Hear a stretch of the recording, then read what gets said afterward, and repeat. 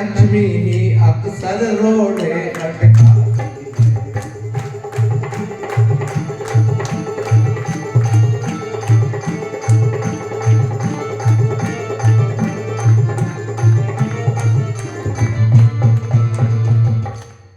थोड़ा सा पत्नी समझाती, अच्छी पत्नी तुझे समझाए कि पति के पद में रोड़े अटकाने वाली लक्ष्मी होती है। फिर उसके बाद में क्या होता है, पत्नी फिर कहती है इसलिए पास में जो कुछ भी है हम उसमें ही सुख पाएंगे, अरे संतोष नहीं तो लाखों की दौलत से दुख हम पाएंगे। पत्नी कह रही है कि भगवान हमारे पास जो कुछ भी उसमें संतोष करो, नहीं तो कितनी भी दौलत आ जाए तो कम है। पत्नी की बात नहीं मानी, तैयार हो गया जाने को, और पत्नी बोली बीणा ला दो महावीर की भक्ति गाने को।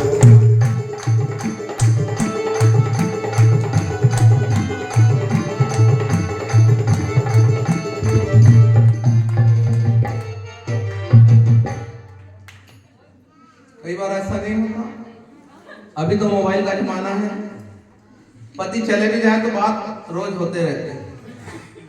परंतु पुराने समय में कहाँ का मोबाइल, तब उन्होंने कहा, पत्नी ने बहुत समझाया पर वो माने नहीं। जाने लगे तो पत्नी कहते हैं कि मेरे लिए एक वीणा ला दो, वीणा से मैं भगवान की भक्ति करूंगी। अब तुम तो द्रव्य कमाने में मस्त होंगे, परंतु मैं यहाँ बैठ करके क्या करूंगी, मुझे एक अच्छी सुंदर सी वीणा ला दो। तब वो सुंदर सी वीणा लाकर अपनी पत्नी को देता है और द्रव्य कमाने के लिए चल देता है। पंक्तियां सुनते हैं, अच्छी सी वीणा ला करके दे दी पत्नी के हाथों में, चल दिया कमाने द्रव्य नहीं आया पत्नी की बातों में। जाकर विदेश में तन मन से जुट गया द्रव्य संचय करने, और छल बल से माया जोड़ जोड़ कर लगा जोड़ी।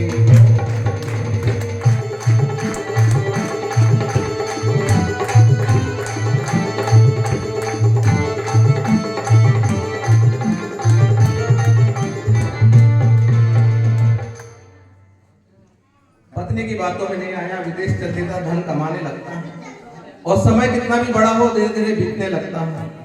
इस तरह वर्ष 12 बीते, तब घर की तैयारी कर डाली। 12 साल हो गए, और 12 साल में जितना वो द्रव्य कमाता है, उन्होंने कहा कि ये द्रव्य मेरा, कोई लूट ना ले, उसको सारा द्रव्य देकर उसके बदले एक लाल ले लेता। एक प्रकार का रत्न होता, बहुत कीमती होता। तो 12 साल में जितनी कमाई करता है वो घर जाने के लिए वो सोचता है कि यार इतना द्रव्य लेके मैं कहां जाऊंगा, चोर लुटेर कहीं लूट ना ले। इसके लिए वो एक लाल ले लेता है, और लाल को लेकर के कैसे जाता है, इस तरह वर्ष 12 बीते, तब घर की तैयारी कर डाली, एक लाल ले लिया मोल, पास की सारी दौलत दे डाली। अब लाल को क्या किया है, चिथड़ों में लाल छिपा करके भिखमंगापन घर को आया। अब इधर कीजिए गौर धर्म की, देखो अद्भुत है माया।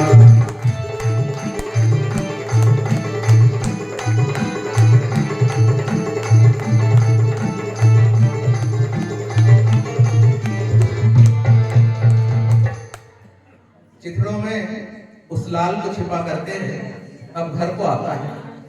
अब इसको यहीं पर ड्रॉप करते हैं। अगला दृश्य हम दिखाते हैं कि पत्नी को वीणा ला के दी तो पत्नी अब क्या करती है घर में, बराबर है। इसीलिए शास्त्रों में लिखा है कि कोई बात क्रमशः ही कह सकते हैं, एक साथ व्युत्पत्ति कहने की कोई व्यवस्था ही नहीं है। पहले हमने श्रीमान जी का हाल बता दिया कि 12 साल तक के द्रव्य कमाया, द्रव्य कमा करके एक लाल मोल ले लिया और चिथड़ों में लाल दबा करके अब घर के लिए निकले। वो रास्ते में है, उनको अभी रास्ते में छोड़ते हैं। अब चलते हैं हम घर की ओर। वह पत्नी जो धर्मात्मा थी, कहते ना कि घर में यदि पत्नी आ जाए, पत्नी किसे कहते हैं, धर्म पत्नी लिखा, कभी धर्मपति नहीं होता। सुना आपने कभी धर्मपति? जो पत्नी अपने पति को धर्म के मार्ग पे लगाया, उसका नाम धर्म पत्नी है, लिखा इसमें। अब पत्नी किसे है?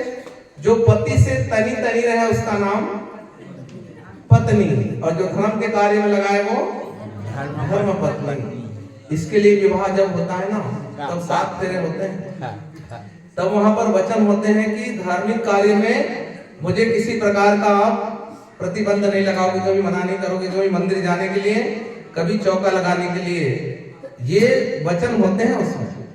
तो ऐसी धर्म पत्नी की बात आप सुनते हैं। इधर पति तो उधर पे कमा कर आ रहे हैं, रास्ते में है। अब पत्नी क्या करती है? 10 बजे उठती कि 9 बजे? 5 बजे।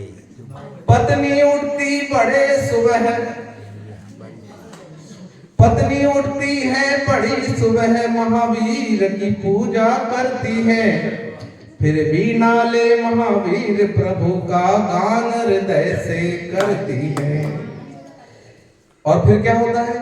बीना सुनते ही एक हिरण प्रतिदिन जंगल से आता है, जब जाने लगता है मुंह से, अरे लाल उगल कर जाता है।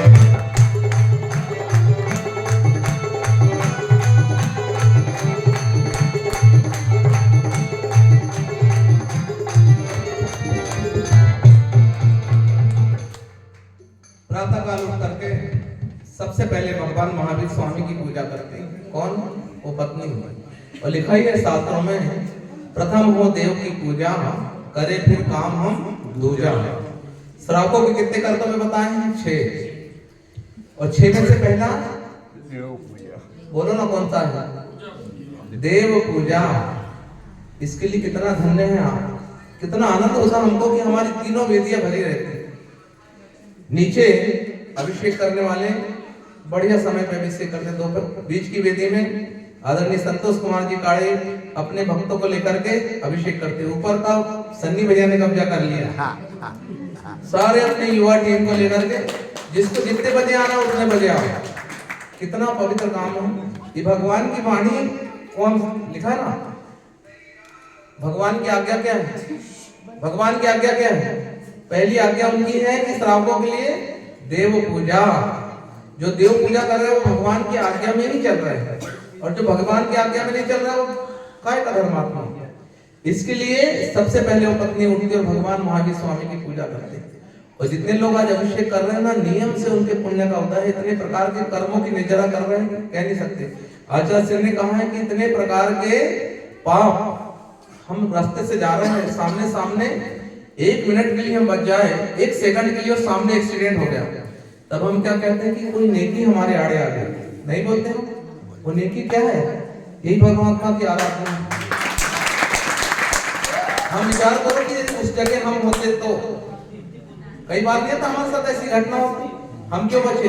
कोरोना जैसा भयानक काल आया हमारे नगर में, हमारे समाज में, कि हमारे नगर में कोई गड़बड़ हुआ? प्रश्न क्या है? यही तो कवच बना हुआ भगवान की भक्ति का। 1999 के पहले हमारी बस्ती को गुंडों की बस्ती कहते थे। जब आला गाते थे ना, तो आला के अंदर एक सुमरनी होती थी, काहे में बढ़ गई लीवर खेड़ी, काहे में बढ़ो डबेरी गाँव, और काहे में बढ़ गए गढ़ खापा है, काहे में बढ़ो चिचोली गाँव। उसमें कहते थे हर्रा में बढ़ गई लीवर खेड़ी, वैदों में बढ़ो डबेरी गाँव, और ओझों में बढ़ गए गढ़ खापा है, और गुंडों में बढ़ो चिचोली गाँव। गुंडों की बस्ती बोला जाता है। उसके बाद में नगर में एक भी धर्मात्मा आ जाए ना, तो पूरा नगर धर्ममय हो जाता। आचार्य उदार सागर जी महाराज उस समय अलग से हमारे नगर में आए। अकेले राम से राम राज्य है, राम अकेला ही है ना, पर उनसे राम राज्य। तो ऐसी पुण्यवान के योग से चहुदिशी मंगल हो। ऐसे अलग श्री उदार सागर जी महाराज जब हमारे नगर में आए हैं, तो जैन नहीं, सारा नगर धन्य हो गया। और तब से लेकर आज तक देखो, अनावृष्टि अगल बगल होती है, पर हमारे पूरे आसपास के क्षेत्र में बिल्कुल आनंद छाया हुआ। पूरे नगर वालों ने, पहले ग्राम सभा लगती थी, ग्राम पंचायत, उसमें कोरम पूरा होता था, तब वो प्रस्ताव पास होता था। तो समाज पूरे कोरा पूरा करने के लिए पूरे नगर के पंच लोग बैठे और वहां पर एक मत से स्वीकार किया कि हमारे नगर का मुख्य द्वार उदार सागर द्वार के नाम से लिखा जाएगा। ये हमने निर्णय लिया, हमारे पूरे नगर वासियों ने निर्णय लिया। बराबर है, आज भी बैतूल रोड के ऊपर वो गेट बना हुआ है। तो ऐसा काम संतों की कृपा से होता है और संतों की और भगवंतों की बात हम मान रहे हैं कि भगवान की आराधना हम पहले करें, देव पूजा। दूसरा है गुरु पास्ती। हमारे नगर में गुरु आ जाए तो अभी वीर सागर महाराज है तो हमको 2 चौके लगने की उम्मीद थी कि एक प्रवीण भैया का एक हमारे यहाँ लग जाए। जब सारे नगर वासियों ने चौका लगाया, 5-6 चौके लगे तो वहां आनंद आ गया। किसी ने बोला क्या जबरदस्ती, राजू भैया के यहाँ चौका लग गया, मंगला भाई के यहाँ चौका लग गया। वीर सागर जी ने यहाँ नियम दिया कि भैया कुआं का पानी पीना। मंगला भाई सोचो, उन्होंने कहा कुआं बनाओ, कितने पैसे लगे। अब विचार करो, ये सब संतों की कृपा है और भगवंतों की कृपा है कि हमारा काम सानंद चल रहा है। इसके लिए प्रातः उठते ही भगवान की पूजा जरूरी है। वो पत्नी सुबह उठती और भगवान महावीर स्वामी की पूजा करते हैं, कथा की ओर आते हैं और पूजा करने के बाद में वीणा बजाते हुए महावीर भगवान का गुणगान करते हैं। और वीणा को सुनकर के पास के जंगल से एक हिरण निकल के आता है। प्रतिदिन आता है, बैठ करके बड़ी भक्ति के साथ में उस वीणा को और भगवान की वाणी को सुनता है। और जब जाने लगता है तो अपने मुख से एक लाल उगल के जाता है। लाल उगल के जाता है। वो पहचानते भी लाल क्या है, कुछ भी हो, मन लागा मेरा यार फकीरी में, लाल हो या कुछ भी हो, क्या करना, उठा करके वो कोठे में पटक देते हैं। प्रतिदिन ऐसा काम करते हैं और रोज रोज ऐसा करते करते 12 साल के अंदर कितने लाल जमा कर लिए होंगे, विचार करो। इस तरह नित्य ही एक लाल पत्नी कोठे में रखती है और 12 वर्ष में अनायास ही पूरा कोठा भरती है। और उनके पति रास्ते में थे, वो भी उस समय आ जाते हैं। तब तक आ जाते श्रीमान चिथड़े पहने अपने द्वारे और पत्नी लट कर रह गई दंग, क्या यही पति है बेचारे।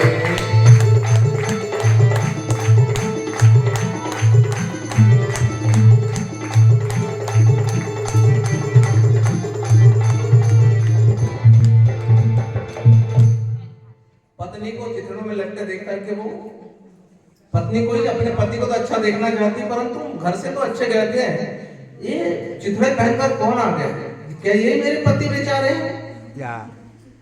फिर पति हंस करके बोलता हूं तो लाल आया है। जब पास जेब भरा होता ना तो आदमी को ताकत आ जाती है, अलग से नहीं होती।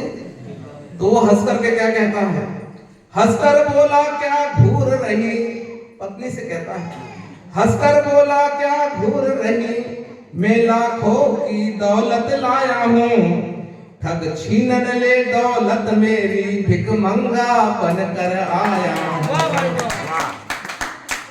और तभी काख की गठरी खोली, मन में हर्षित होकर और लेकर लाल हाथ में वह नाचा कूदा बेभव।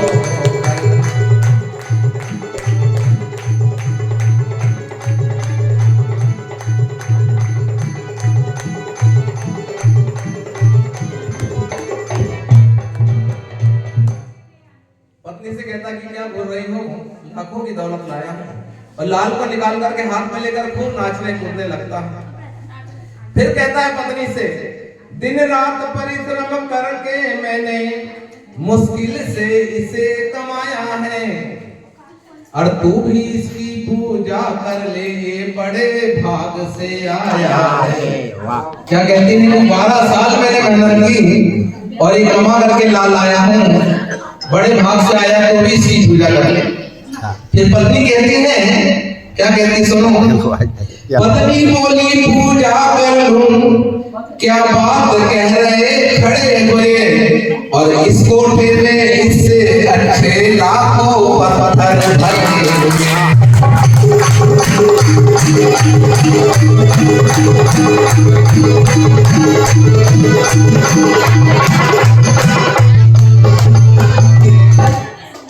पत्नी कहती है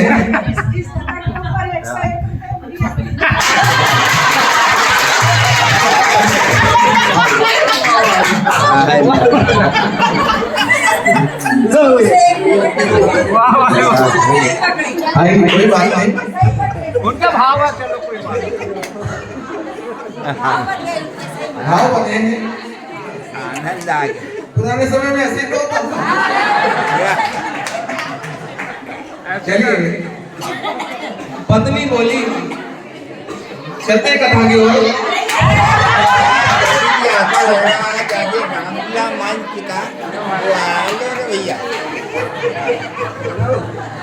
देखिए, हमको भी ऐसा लग रहा है कि हम पुराने समय में हमारे बुजुर्ग ऐसी बैठ करके कथा सुनते थे। वो नई विधा पुनः जीवित हो रही है। क्या बात है भगवान की। इसी मंदिर से हमने अपनी पंडिताई की यात्रा प्रारंभ की थी और कथा की भी यात्रा शायद यहीं से प्रारंभ बराबर है। और पत्नी कहती है पूजा करने की बात कर रहे हैं स्वामी हम इस लाल की, ऐसे लाल, इससे अच्छे लाल तो लाखों इस पत्थर इस कोठे में भरे हुए हैं। वो सुनकर के सोचता है, क्या सोचता है? सुनकर हैरान हुआ भारी, फौरन कोठे में भागा। देखी लालों की जब राशि, तो पाप हृदय में है जागा। उल्टे आदमी को उल्टी बातें ज्यादा सोचती हैं।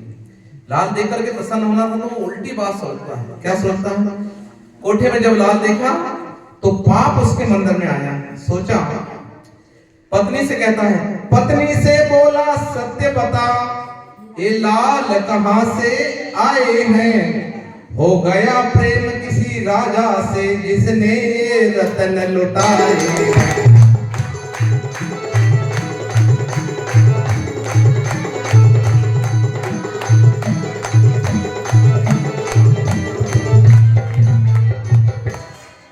और वास्तव में वो रत्न तो प्रेम से ही आए थे कि जहां पर प्रेम होता ना वहां पर पशु भी पास में आ जाता है। जहां पर प्रेम नहीं हो तो हमारा बेटा भी हमारे पास में नहीं आता है।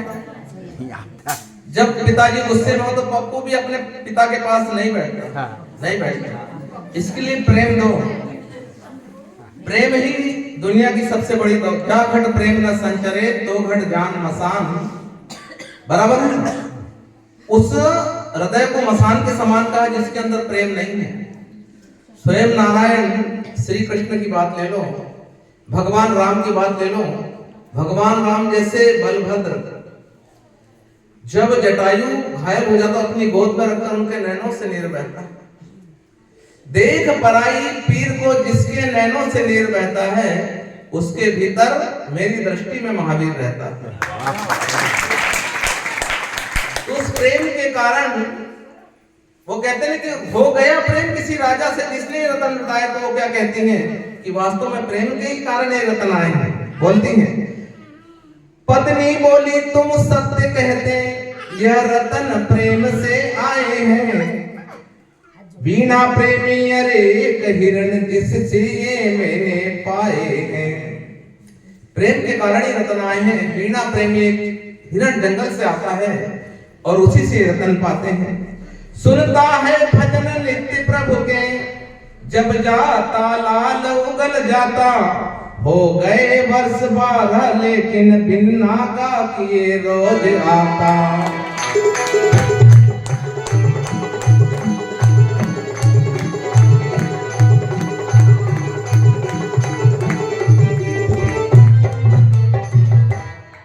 प्रतिदिन जैन लोग चुक जाते हैं, परंतु डॉक्टर साहब को भी आपने देखा कितनी बारिश हो, कितनी गर्मी पड़े, कितनी ठंडी पड़े, प्रतिदिन भगवान के दर्शन करने नहीं आते। क्या बात है, ताली बजाओ। वीर सागर जी महाराज यहाँ पर आए थे, यहीं बैठे थे। तब किसी ने कहा कि ये जैन नहीं है।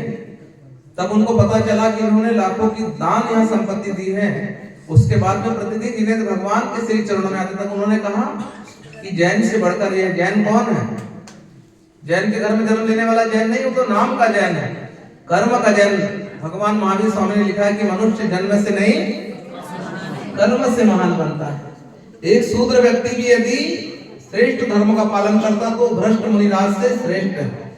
इसके लिए जैसे डॉक्टर साहब रोज आते हैं, ऐसे ही वो हिरण भी बिना नागा किए रोज आता था। ऐसी बात करते करते दोनों रात हो गई। दूसरे दिन पुनः निकला, फिर वही घटना। निशी बीती जो प्रात हुआ, जंगल से हिरण निकल आया। जब उगला लाल हिरण ने तो फिर इसके मन में पाप हुआ। उल्टे लोग उल्टी बुद्धि चलती है उनकी, सीधे नहीं चलते। लाल उगला तो खुश होना था, फिर पाप आया उसके मन में। खोटा विचार मन में आया, वनवासी का विश्वास नहीं। क्या कल भी मृग फिर आ सकता, कर सकते इसकी आस नहीं।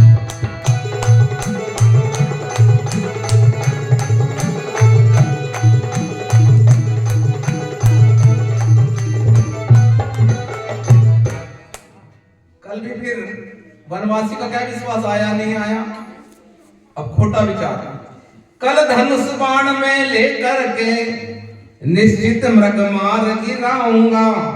फिर पेट चीर कर लालों का आनंद से मौज उड़ाऊंगा। सोचता है उल्टा आदमी कि कल जैसी आएगा उसके बाद पता नहीं आए, मैं धनुष बाण से उसको मार गिराऊंगा और पेट फाड़ कर जितने लाल उसके पेट में है सारे लाल निकाल करके आनंद से मौज उड़ाऊंगा। निशी बीती जो प्रभात हुआ, जंगल से हिरण निकल आया। मृग देख दुष्ट अंदर जाकर झट तीर कमान उठा लाया। दूसरे दिन पुनः हिरण आया, पत्नी को कुछ पता नहीं, अंदर से धनुष बाण निकाल कर लेकर आया और पत्नी घर गा रही, उसको कुछ पता नहीं। इस ओर गा रही थी पत्नी, खुद जियो और को जीने दो। उस और तीर मारा उसने जो पार कर गया सीने को।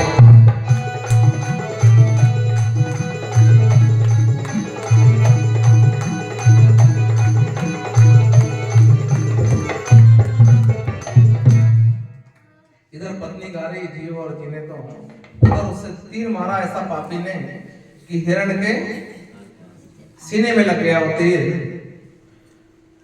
पर वह डकराया मृग, क्या हो गया? डकराया मृग जोरों से, हो गया खून तन से जारी। पत्नी ने देखा हाल तभी सिर पीट के रोई बेचारी। क्या कर सकती, वो रोने लगी। उन्होंने कहा क्या हुआ? जोर से चीखा मृग, वीणा को कर से दूर किया, आकर के मृग से लिपट गई। मृग बोला अब क्यों रोती हो, यह जीवन लीला निपट गई।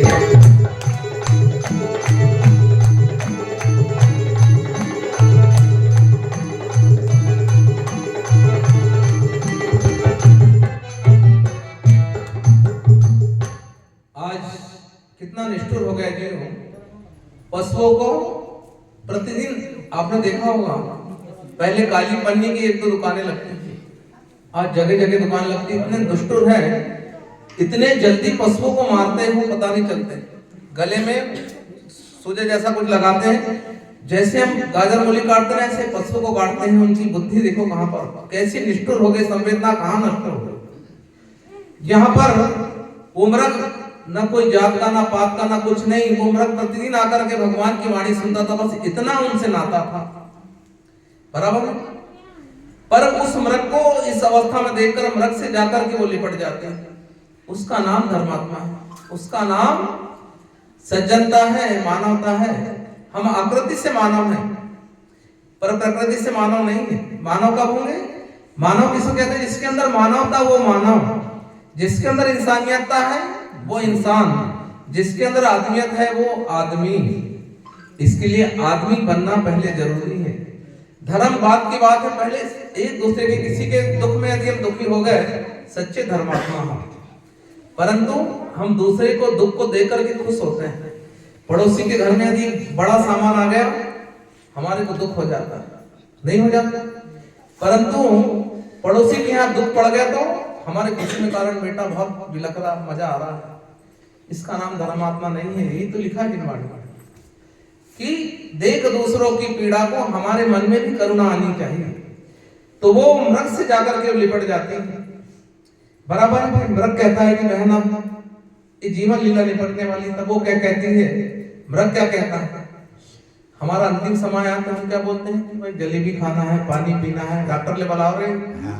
पर वो मृग क्या कह रहा, सुनो भगवान की वाणी सुनो। मृग भी संगी पंचेंद्रिय जीव है। वीडियो देखते ना, एक शेर भी कैसे व्यक्ति के पास में आकर प्रेम जताता है। बराबर है। अभी एक माता जी मरे हुए सर्प को संबोधित कर रहे थे और जैसे माता जी बोली थे वैसा वैसा सर्प कर रहा था। संगी पंचेंद्रिय जीव।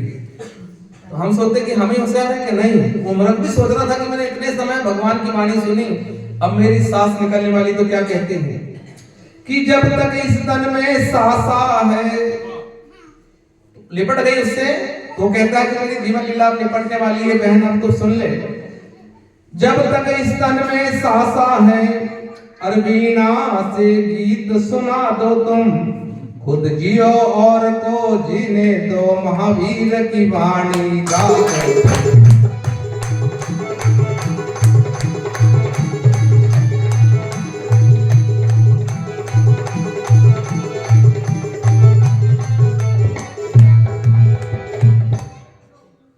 क्या कहता है कि अंतिम समय में अंत भला सो सब भला, अंत गति सो अंत मति सो गति। अंत समय में भगवान का नाम मुख में आ जाए वो सबसे श्रेष्ठ है। कहते हैं ना, सकल पदार्थ है जगमाही, अंत राम मन आवत नाही। बड़े पुण्यवान को अंत समय में भगवान की भक्ति के भाव होते हैं। उस मृग के हुए फिर मृग क्या कहता है, पत्ते की आहट पाते ही जो वन में भागा फिरता है। मृग किसी के हाथ में आता है, पत्ता खड़खड़ाए कि भाग जाता। पर वो क्या कह रहा, सुनो बड़ी कीमती बात है।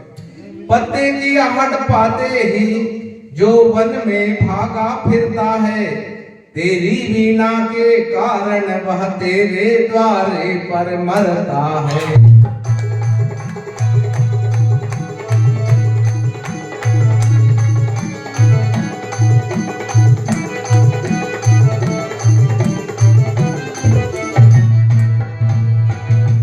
इतना कहते कहते मृग की और आंख की पुतली पलट गई। यह हाल हिरण का देखा तो आकर मृग से लिपट गई। इतना कहते कहते भगवान का नाम सुनते सुनते पवित्र भावना से उसका प्राणांत हो जाता है और पत्नी आकर के उससे लिपट जाती है। फिर क्या होता है, पापी ने फौरन हाथ पकड़ कर दिया दूर बेचारी को, फिर चाकू लेकर पेट चीरने की कर दी तैयारी को।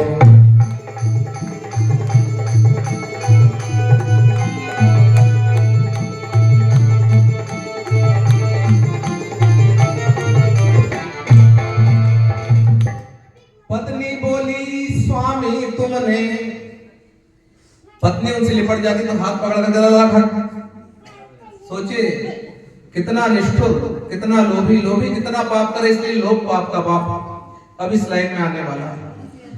जिसके जीवन में लोभ आ गए सारे पाप अपने आप चल के आ जाते हैं और वो अब यहाँ पर बात होने वाली। पत्नी बोली, स्वामी तुमने भारी अनर्थ कर डाला है, पर लोभ पाप का बाप कहा उसको तुमने कर डाला है। कोठे भर लाल रखे भीतर उसमें भी क्या संतोष नहीं, जो बिरे गुनाह को मारा है बोलो क्यों आज नरक गावे।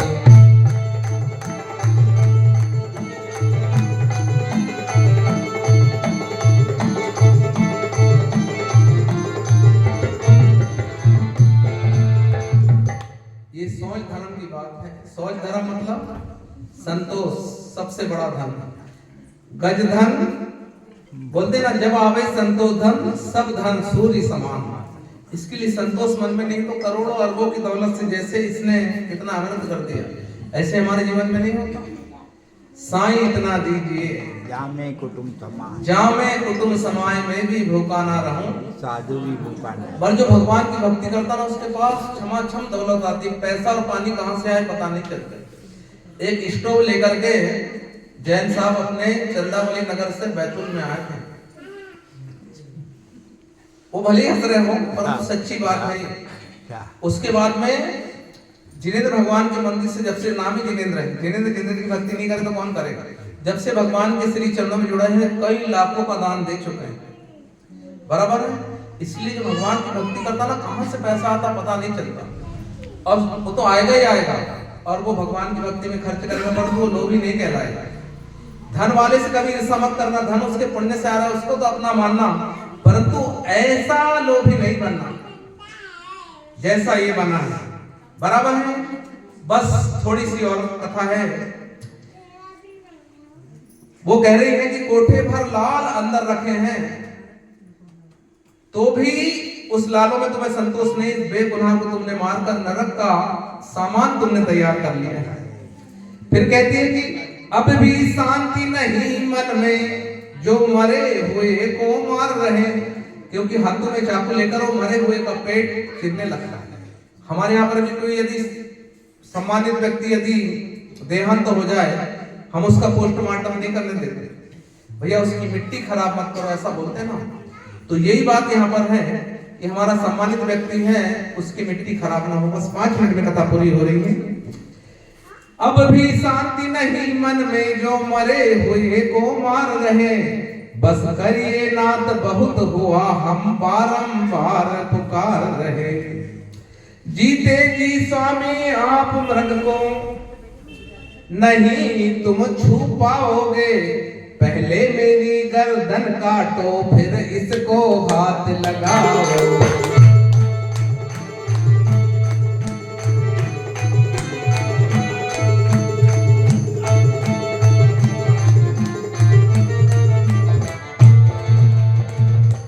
अभी लोभी बाप था, अब इसको क्रोध भी आ जाता है, दूसरा पाप उसके साथ आता ही नहीं, अब उसको गुस्सा आ जाता है। वो कहती है कि पहले मेरी गर्दन काटो फिर हिरण को हाथ लगाना। गुस्से में एक क्षण का गुस्सा पूरे जीवन को बर्बाद कर देता है। हमारे बीच में निखिल नहीं बैठा है, निखिल ने क्या किया, पिताजी बोल रहे थे कि मैं तेरे को जला दूंगा, मट्टी तेल डाल डालो डालो डालो, डाल दिया गुस्से में, लगा दी माचिस, जिंदगी खराब। और वही गुस्सा उनके पिताजी ने किया। आज हमारे बीच में 6 महीने का सूतक लगा, हो गया गुस्से में खत्म काम। तो ये गुस्सा बहुत खतरनाक है, इसलिए गुस्से में भगवान कहते हैं, आचार्य श्री कहते हैं कि जब भी गुस्सा आए सुबह से शीघ्र गुस्सा आए तो उसको पीछे डालो। गुस्सा आए उस समय उल्टा नमोकार मंत्र पढ़ो, नमो लोये सब साउनम, नमो छायाणम, नमो आर्याणम, नमो सिद्धाणम, नमो अरहंताणम।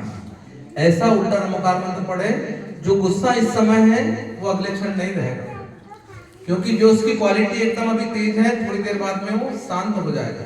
इसके लिए जैन लोगों के घर में कभी हथियार नहीं मिलेंगे। गुस्से में हथियार रहा तो आदमी हथियार चला देता है।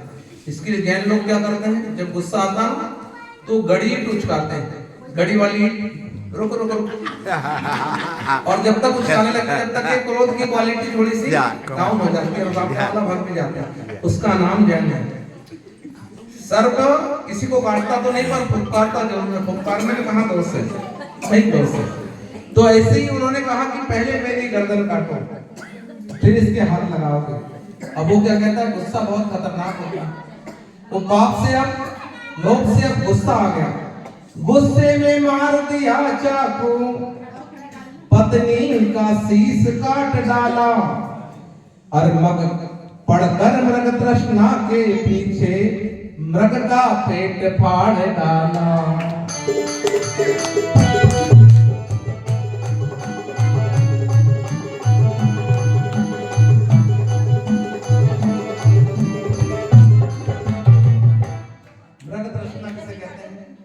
पढ़कर मृग तृष्णा के पीछे उस मृग का पेट फाड़ डाला। मृग तृष्णा किसे कहते हैं कि मृग रेतीले स्थान पे दौड़ते रहता है, सामने चमकते हुए रेत दिखती कि अब यहाँ पर पानी होगा, और वो चमकती हुई रेत पानी समझकर वहां तक पहुंचता है तो वहां देखता है कुछ नहीं, फिर आगे उससे चमकता हुआ फिर पानी दिखता है, वहां पर धूप के कारण रेत चमकती पर पानी नहीं होता। मृग को प्यास लगी रहती है और मृग दौड़ता है कि वहां पानी है, वहां पानी है, वहां पानी है, पर वहां पानी मिलता नहीं, उसका नाम है मृग तृष्णा।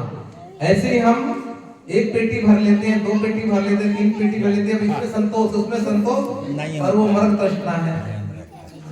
भोजन करते हैं हम, कितना ही स्वादिष्ट भोजन बना हो, एक समय में हाथ अड़ा नहीं करते थे कि भैया आज नहीं चाहिए यार, बिल्कुल पसंद की सब्जी बनी हो, साहब ने आज कम भोजन किया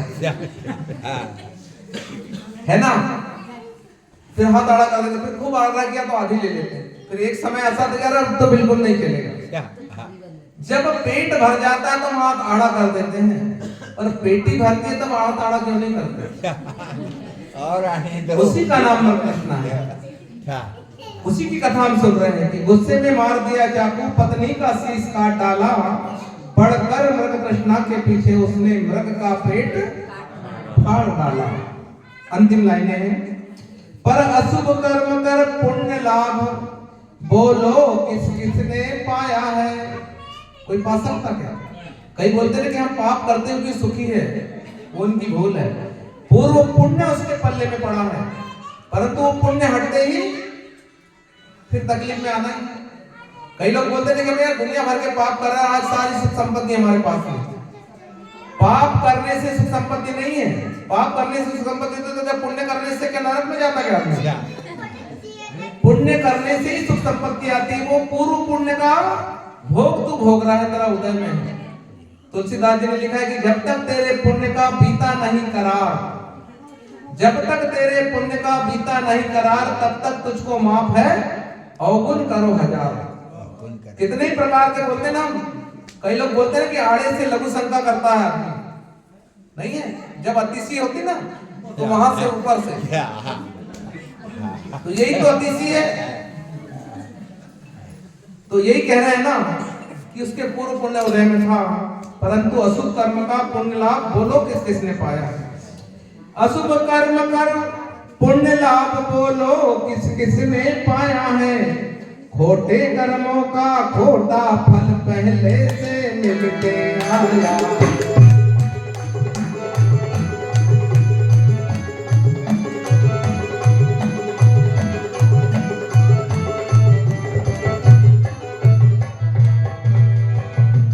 देखा जो पेट चीर करके अंदर कुछ नहीं है पाया है, और कोठे के लाल हुए पत्थर सर मार मार पछताया है। पेट फाड़कर देखा तो अंदर गोबर निकला, कुछ खाई नहीं पेट में। वो तो पुण्य से लाल बनता है। जब पुण्य पल्ले में होता ना तो मिट्टी में हाथ डालो तो सोना हो जाता है, तो सोना उठाओ तो मिट्टी हो जाता है। कोई व्यापार नुकसान करने के लिए करता है, दिन रात सुबह से दुकान खोल के बैठते हैं। पापी के दुकान पर पाप का उदय है, कर्म में नहीं है, ग्राहक नहीं चढ़ेगा और कहीं मोहरुस लगी रहेगी। कारण क्या है? महंगा दे तो भी उसकी दुकान में लोग जा रहे हैं, कारण क्या है? पुण्य का उदय है। तो इसलिए कहा है कि जब पाप का उदय था तो गोबर निकला उसके अंदर से, और कोठे में जो लाल भरे थे वो पुण्य के थे। जब इसने पाप का काम किया तो वो लाल सारे पत्थर में तब्दील हो गए। अब अंतिम लाइन है, दोनों मर करके देव हुए। कौन दो? हिरण और, क्योंकि अंत समय में प्रभु भक्ति के कारण जो मरता है नियम से देवगति में जाता है, इसमें कोई संदेह नहीं। मर करके दोनों देव हुए, इसने नरकों में वास किया, और थोड़े से लालच में पड़कर जीवन का सत्यानाश किया।